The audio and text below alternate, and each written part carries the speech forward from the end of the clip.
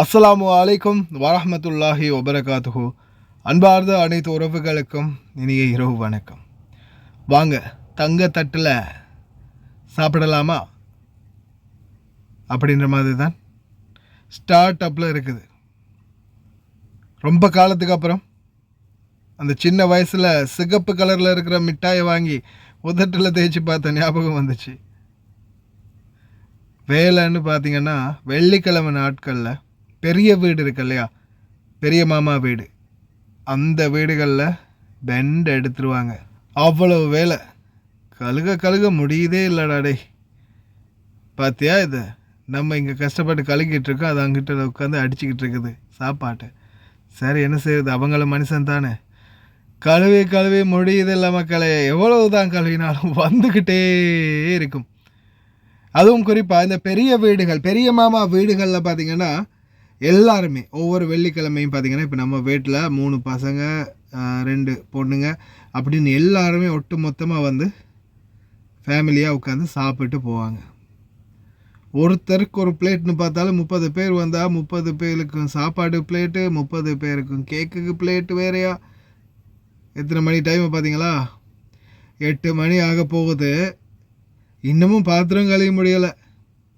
அவங்க சாப்பிட்டு எல்லாம் முடிச்சுட்டு 6 மணிக்கே கிளம்பி போயிட்டாங்க. கிட்டத்தட்ட ஒரு 1.5 மணித்தியாலமாகுது பாத்திரம் கழுக ஆரம்பிச்சு. ஒரு ஜிபாலா பேக்கே நிறைஞ்சி போயிடும் பாருங்கள் ஒவ்வொரு வெள்ளிக்கிழமையும். அந்த அளவுக்கு சாப்பாடு சப்ளை நடந்துக்கிட்டே இருக்கும். பெரிய வீடுகளில் வேலை செய்யக்கூடியவங்க நிறைய பேருக்கு தெரிஞ்சிருக்கும். வேலைன்னா அந்த வேலை முடியும் வரைக்கும் சாப்பாட்டில் கூட கை வைக்கிறதுக்கு மனசே வராது.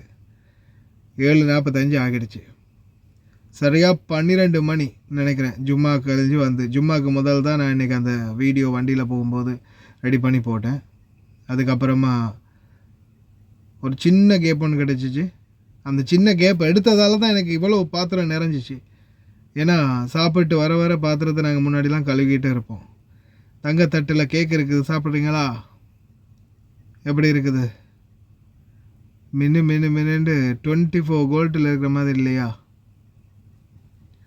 ஐஸ்கிரீம் ஒன்று கேக்கோட சேர்த்து ரெடி பண்ணியிருக்கிறாங்க. வேறு லெவலில் இருந்துச்சு. அது வந்து சாப்பிட்டு இருந்தால் தெரிஞ்சிருக்கும். உண்மைக்குமே வேறு லெவலில் இருந்துச்சு. செரி பழம், இன்னும் சில பழங்களை வச்சு செஞ்சுருக்காங்க. சில உணவுகள் வந்து இந்த மாதிரி டைமில் சாப்பிட்டா, கிடைக்கும்போது சாப்பிட்டா ஓகே. ஆனால் அதே நாம் விலை கொடுத்து வாங்கி சாப்பிடணும்னு நினச்சா கடைசி வரைக்கும் நம்மளால் இதெல்லாம் சாப்பிடவே முடியாது. சாப்பிட முடியாதுன்னா இப்படி தான். இதெல்லாம் வந்து பெரிய லெவலில் இந்த குவான்டிட்டியில் தான் கிடைக்கும். சின்ன கப்பாவெல்லாம் கிடைக்காது.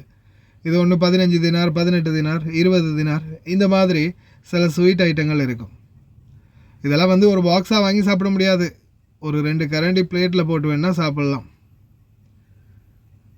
பகல் சாப்பாடு சாப்பிட்ற டைம் அப்படி இல்லைன்னா அந்த சின்ன கேப், இன்றைக்கி அந்த கேப்பை பயன்படுத்தி தான் சீக்கிரமாக ரூமுக்கு வந்து எல்லா செட்டப்பையும் ரெடி பண்ணி ஃபாரின் மினிஸ்ட்ரி, அதாவது வெளிநாட்டு வேலைவாய்ப்பு பணியத்துக்கு கால் பண்ணி நான் அந்த வீடியோ ரெடி பண்ணினேன்.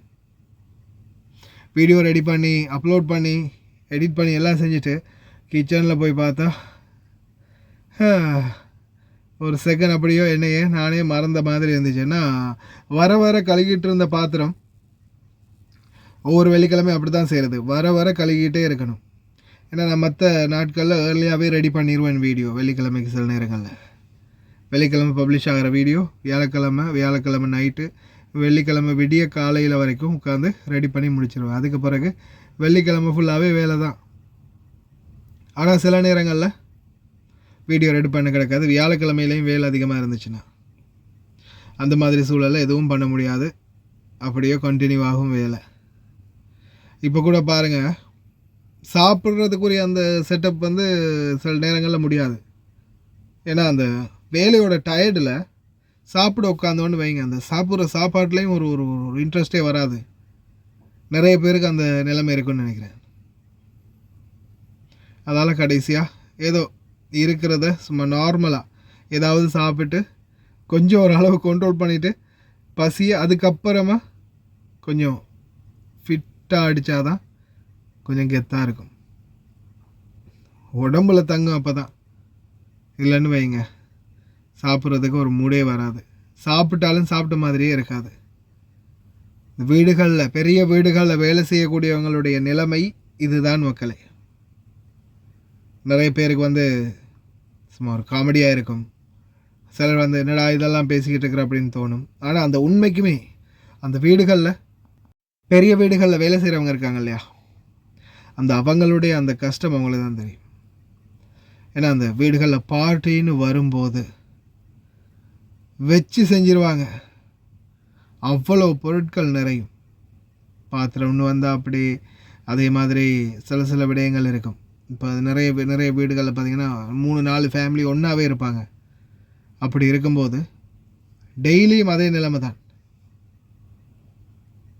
வாயில் வச்சதுமே அப்படியே வந்து செவந்து போகுது. ரஸ்பெரி, பிளாக்பெரி, இந்த பெரி பழத்தை வச்சு இந்த ஐஸ்கிரீம் அண்ட் கேக் இது பண்ணியிருக்காங்க.